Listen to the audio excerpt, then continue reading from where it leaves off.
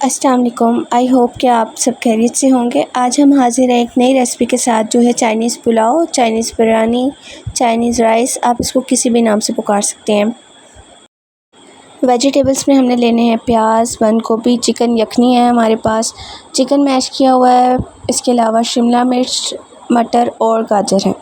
आप इसको चाहे तो लंबाई की शेप में भी कट कर सकते हैं, चौकोर शेप में भी कट कर सकते हैं, जो आपको अच्छी लगती है आप उस शेप में इसको कट कर सकते हैं।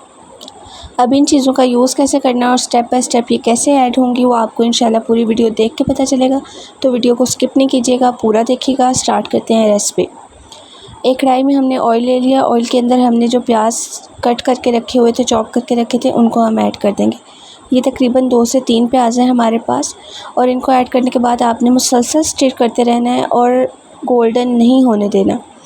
गोल्डन भी ना हो, ब्राउन भी ना हो, बिल्कुल वाइट से रहे। बस इतना आपने इसको पका लेना है कि ये सॉफ़्ट हो जाए। सॉफ़्ट होने तक आप इसको मुसलसल स्टिर करते रहें, हिलाते रहें, और इसके अंदर नमक ऐड कर दें। नमक आप हस्बे ज़रूरत जितना आप चाहें ऐड कर सकते हैं, जितने आपके राइस हैं उसके मुताबिक। अब जो चिकन मैश किया हुआ था हमने अलग रखा, वो हमने इन्हीं प्याज के अंदर ऐड कर देना है। इससे क्या होगा कि प्याज की कुकिंग भी स्टॉप हो जाएगी, और उसके अलावा चिकन आपका थोड़ा फ्राई भी हो जाएगा और उसका टेस्ट ज़्यादा अच्छा आ जाएगा। इस चिकन को हमने बॉईल करके अलग कर लिया था। अब उसी को हमने मैश किया और उसकी यखनी भी अलग से निकाल लिया। नमक हम पहले ऐड कर चुके हैं। अब इसके अंदर काली मिर्च ऐड की है। काली मिर्च ऐड करने के बाद आपने मटर और गाजर एक साथ ऐड करनी है, क्योंकि मटर और गाजर दोनों को गलने के लिए टाइम चाहिए होता है। अब जो यखनी हमने तैयार करके रखी हुई थी, उसको थोड़ा थोड़ा ऐड करते रहेंगे, ताकि ये बिल्कुल भी जलने ना पाए और फिर इसके अंदर सॉफ्ट भी हो जाए।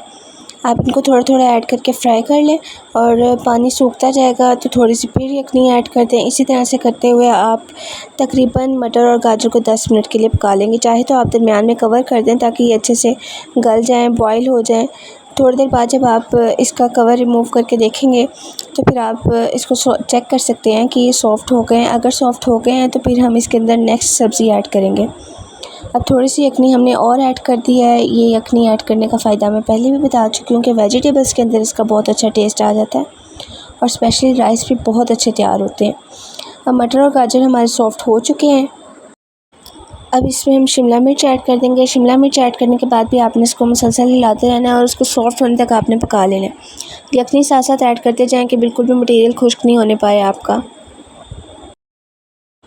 शिमला मिर्च जैसे ही थोड़ी सी सॉफ़्ट होगी, उसके अंदर आपने बंद गोभी ऐड कर देनी है। बंद गोभी बिल्कुल लास्ट पे ऐड करने का मकसद ये होता है कि ये पहले से ही सॉफ़्ट होती है, कोई बहुत ज़्यादा कुक करने की ज़रूरत नहीं होती। थोड़े टाइम के लिए भी आप इसको ऐड करते हैं तो ये खुद ब खुद सॉफ़्ट हो जाती है और अच्छे से पक जाती है।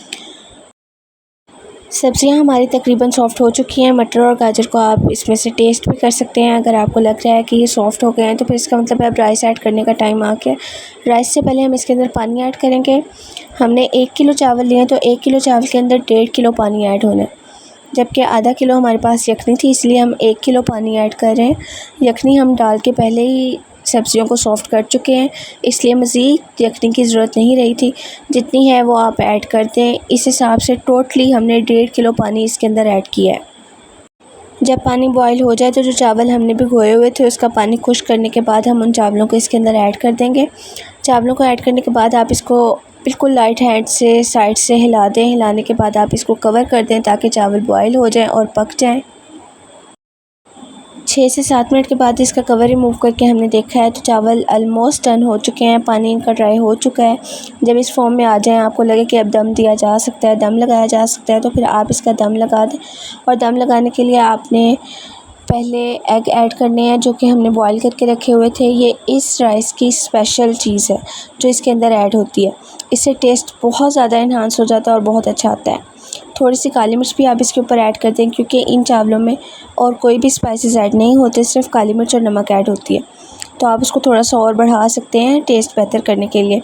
दम के बाद ये देखिए हमने राइस चेक किए हैं, और अल्हम्दुलिल्लाह राइस बहुत टेस्टी बन के तैयार हुए। ना सिर्फ लुक में ही अच्छे हैं, बल्कि टेस्ट में भी बहुत अच्छे हैं। पर्सनली ये मेरी फ़ेवरेट रेसिपी है जो मैंने आपके साथ शेयर की है। अगर आपको ये रेसिपी अच्छी लगी हो तो आप अपने रिलेटिव्स के साथ, अपनी फैमिली और फ्रेंड्स के साथ भी शेयर कीजिएगा, और ट्राई भी ज़रूर कीजिएगा। ट्राई करने के बाद हमें कमेंट में लास्ट में बताइएगा। इसके अलावा अगर आपको स्टडी से रिलेटेड कोई नोट्स चाहिए हो, कोई रेसिपी चाहिए हो, तो आप हमें कमेंट्स में बता सकते हैं। इंशाल्लाह आपको पॉजिटिव रिप्लाई मिलेगा। राइस को हमने डिश आउट कर लिया और अब हम इसको टेस्ट करेंगे कि ये टेस्ट में कैसे हैं। तो अल्हम्दुलिल्लाह टेस्ट में भी ये बहुत अच्छे बन के तैयार हुए हैं। आपको ये रेसिपी अच्छी लगी हो तो हमारी वीडियो को लाइक कीजिएगा, हमारे चैनल को सब्सक्राइब कीजिएगा। मिलते हैं आपसे नेक्स्ट वीडियो में, तब तक के लिए हमें इजाज़त दीजिए। अल्लाह हाफ़िज़।